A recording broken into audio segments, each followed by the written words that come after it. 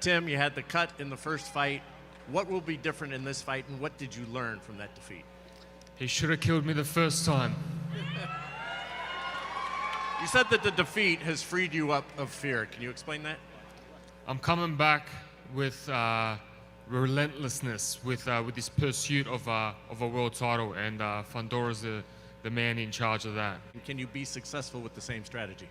Absolutely. There's only one word to say. I didn't learn anything, or one quote to say, and that's all I gotta say is, it's time for silence and violence. All right, you guys, a little bit late, but I'm gonna do a quick breakdown prediction on how I think this rematch is gonna play out between Tim Tszyu versus Sebastian Fundora. Obviously, I think all eyes, ears, and spotlight is on Tim Tszyu, because if he loses this fight, where does Tim Tszyu in his career go from here? Back to back, now to back title shots for Tim Tszyu. He's came up short 2 different times. Obviously, Sebastian Fundora, and then Bakram Murtazaliev. That was supposed to be his get back fight. That was for him to claim another title and hopefully get a unification and build up a massive fight and rematch between Tim Tszyu versus Sebastian Fundora. I don't think as big if Tim Tszyu would have beat Bakram Murtazaliev, but if Tim Tszyu loses this fight, where does he go from here? He has had a bumpy path, and Sebastian Fundora has had success after fighting Tim Tszyu, right?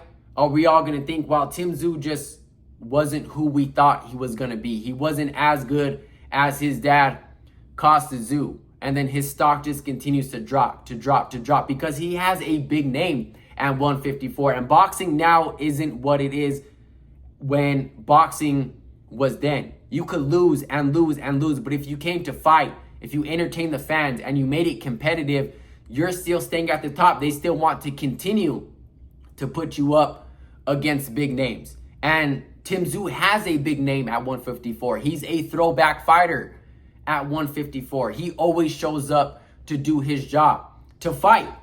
That's exactly why we're getting this rematch. Like I said, it could have been a little bit bigger if he beat Bakram Murtazaliev. Like I said, that was his get back fight to claim another title and hopefully get a unification fight between Sebastian Fundora versus Tim Tszyu, but it's still big. And I think many things went wrong in the first fight, and I'm gonna say due to the elbow that Tim Tszyu ran into, landing up splitting open, messing with his vision. Same thing with Sebastian Fundora though. Had a busted nose, messing with his breathing. I would assume his conditioning wasn't all the way there in that fight, but it was still a entertaining throwback fight. And I think we're gonna get the best version of Tim Tszyu in this fight and the best version of Sebastian Fundora. And I even think this fight is gonna be better than the first fight. But Tim Tszyu, no doubt about it, right now desperately needs a victory in his career right now over Sebastian Fundora, because after Sebastian Fundora fought Tim Tszyu, he has had success. He can afford a loss.